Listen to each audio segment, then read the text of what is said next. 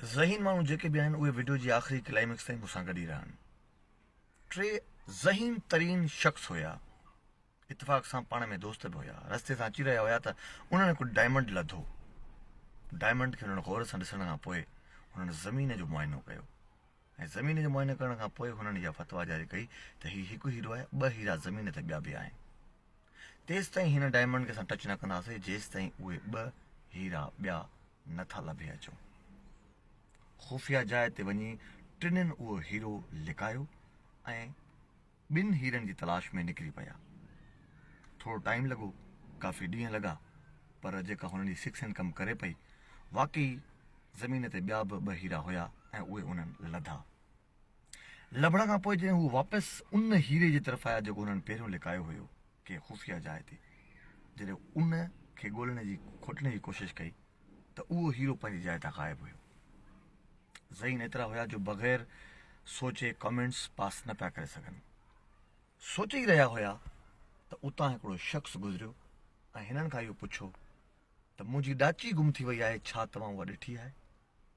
हिननि उन जाइ जो मुआइनो करे हिकिड़े हुन खां सुवालु पुछो, छा तुंहिंजी ॾाची ढुकी हुई, यानी की प्रेग्नेंट? हुन चयो, हा बिल्कुलु मुंहिंजी ॾाची ढुकी हुई। चई, मूंखे ख़बर कोन्हे का।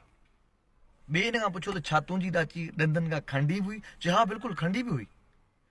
चई, यार मां नथो ॼाणां त किथे आहे। टे पुछो, छा तुंहिंजी ॾाची अखि खां काणी बि हुई? चई, हा बिल्कुलु अखि खां काणी बि हुई। चई, असांखे ख़बर कोन्हे। चई, तव्हांखे कीअं न ख़बर आहे?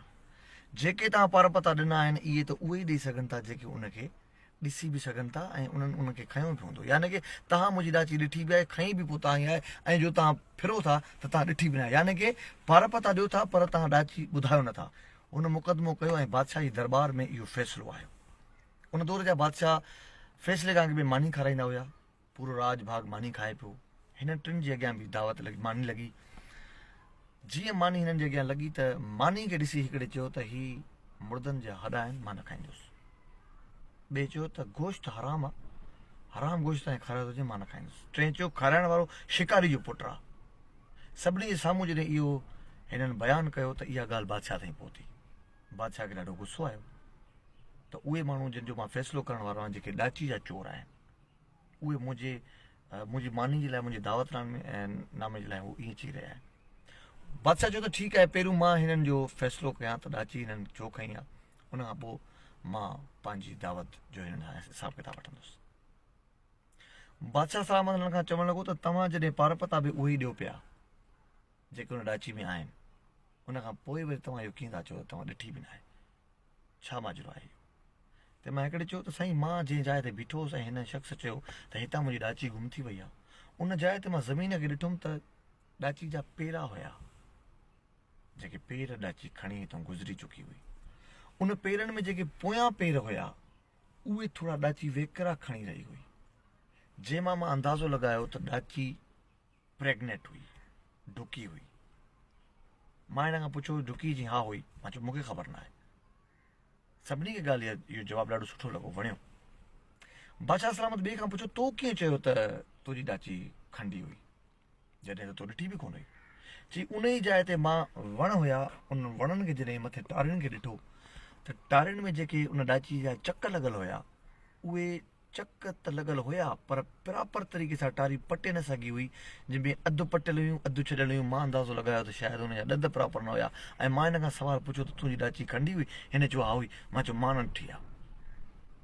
इहो बि जवाबु सभिनीनि खे सुठो लॻो, बादशाह खे बि वणियो।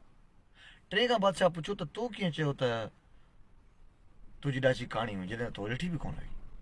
चई, वण साईं हिन पासे बि हुया ऐं वण हिन पासे बि हुया।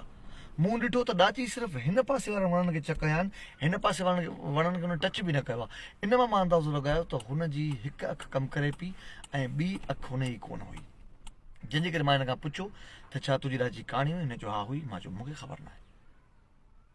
इहो जवाबु जॾहिं सभिनीनि खे ॿुधायो वियो त ॾाढो सुठो लॻो। बादशाह बि ख़ूब हिन जो दाद ॾिनो।